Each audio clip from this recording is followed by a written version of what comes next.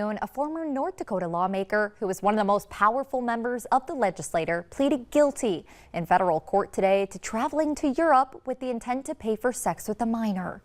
Ray Holmberg was indicted in October of 2023 for travel with intent to exchange in illicit sexual activity and an attempted receipt of child sexual abuse material. Back in June, Holmberg agreed to plead guilty to the former charge, and prosecutors would move to dismiss the latter and recommend a sentence at the low end of the guideline range.